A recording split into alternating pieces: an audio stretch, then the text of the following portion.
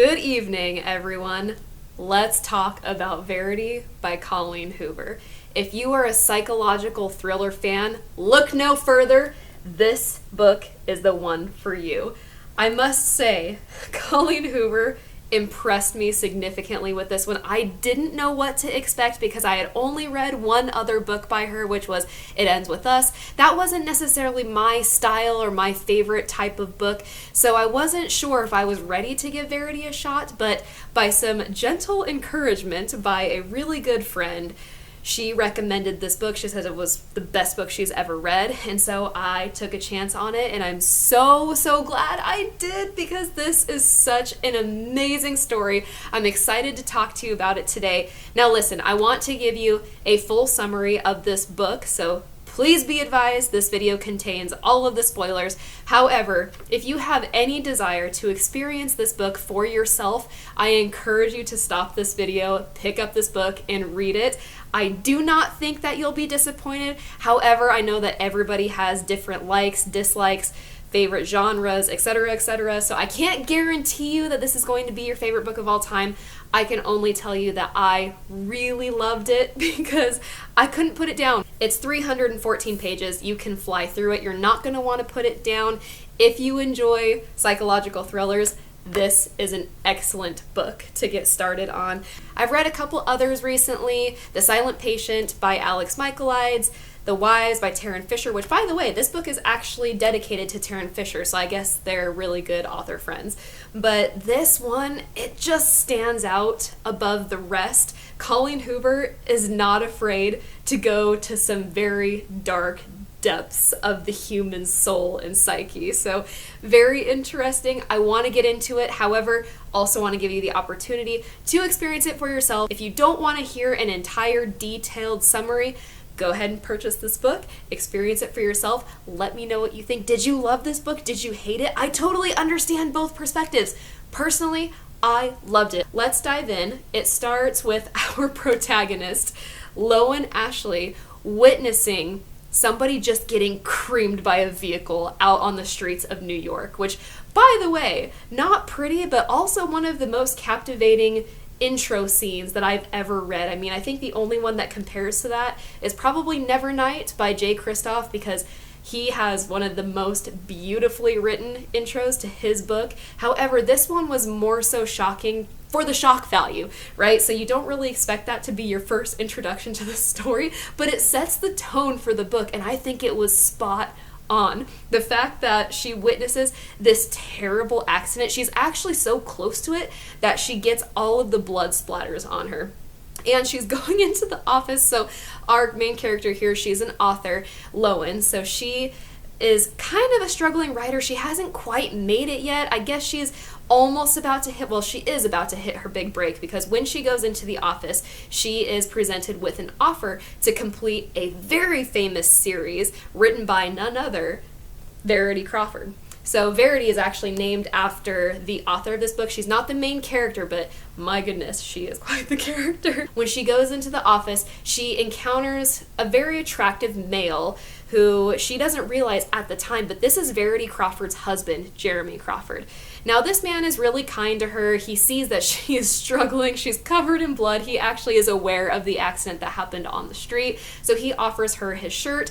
The shirt is obviously too big for her. She feels a little silly in that she's just swimming in this oversized button-down t-shirt, but that is her first introduction to Jeremy Crawford, which there's a lot that happens throughout the rest of the story, but she goes to her meeting only to realize that Jeremy is actually there. And so she realizes then and there that she's presented with this very attractive offer. However, it's a very tall ask for her to complete this extremely famous author's work. I want to say it's the third novel in her series, which is performing very well. Verity cannot complete it due to a medical issue. It tells you later on, but she was actually involved in a car crash that leaves her invalid. So she needs somebody to finish her series, and for some reason, Lowen was chosen to do that. She's a little reluctant at first, but she actually really needs the money, and this is the break that she needs. She just lost her mother, so things are kind of in a shamble for her. She ends up accepting the job, And part of that job requires her to go conduct a lot of research in Verity's home with Jeremy present. Well, not present in the office with her, but present in the home. She accepts the job, goes to the house, starts digging through Verity's belongings, trying to see how she can pick up adequately where Verity left off. She wants to do the series justice. However, when she's poking around the office looking for clues, trying to understand the objective and the final outcome of Verity's series, she stumbles upon a very disturbing autobiography that makes Verity a monstrous creature. She talks a lot about sex with Jeremy. She talks a lot about jealousy for her own children.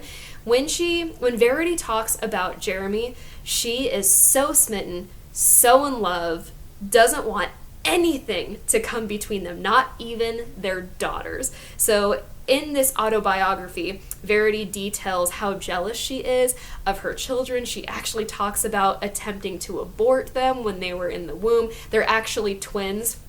And this, once again, this manuscript is extremely disturbing, not anything that you would ever expect to read from a mother's perspective. But of course, Lowen finds it. She gets distracted from her project, which she's actually supposed to be finishing the series, but she gets so interested and invested in this other manuscript. She's battling on whether or not she wants to tell Jeremy about this little manuscript that she found, but she's holding off for the time being, continuing to read it, just sees what happens. And so for the majority of the book, she actually keeps the information to herself. Jeremy is actually in the house with his son, Crew. It's later revealed that Verity also had, along with Crew is the youngest child, the youngest boy, but Verity also gave birth to twin girls, both of which are actually dead. One of them died due to a peanut allergy when she was over at a friend's sleepover. The other one drowned in the lake outside their house.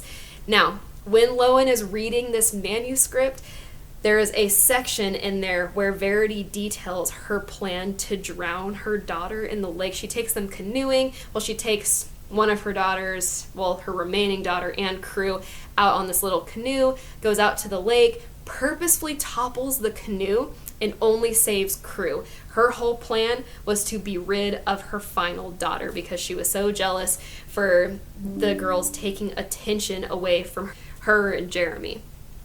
Again, very disturbing. Lowen is just beside herself. Meanwhile, things are getting so creepy at the house. Now, keep in mind, Verity suffered this horrible, tragic accident. It leaves her pretty much brain dead. She's not really responsive to anything. She cannot speak. She doesn't really move. She has a full-time nurse, I think her name is April, caring for her.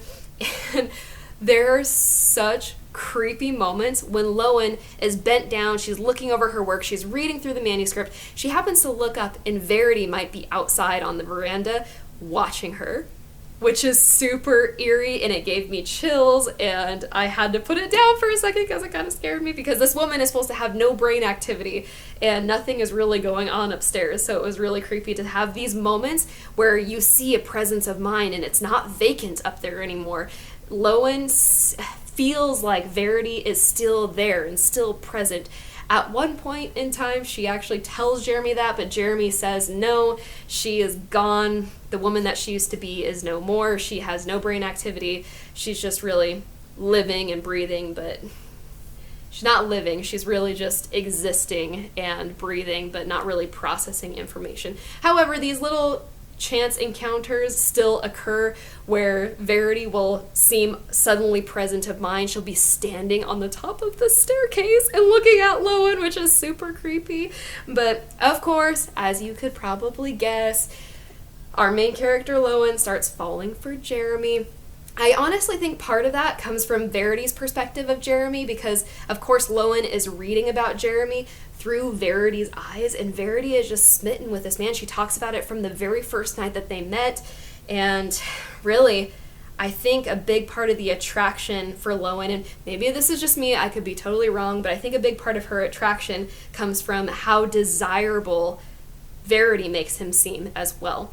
So they begin a little side romance on their own. They do start sleeping together with Verity in the house, and it's super creepy. After some time has passed, Lowen has been staying at this house for I don't know how long, too long. I couldn't have done it. I don't know how she didn't just flee. There's even just weird, irregular things going on with Crew, which he's just a little boy. You can't really blame him, but certainly some things are weird. So she's just having an unusual experience, and she really wants to start dating Jeremy, but there's the problem of Verity. So here's where it gets crazy. Eventually, as the book goes on, Lowen does tell Jeremy about the manuscript, and she tells him that she thinks that Verity is still in there because weird things are happening, and it seems that there's no other explanation other than Verity is present of mind, and she's understanding, she's listening to everything that's going on, and pretty sure that Verity knows that Jeremy is now being sexually active with Lowen, and so some weird things are happening around the house.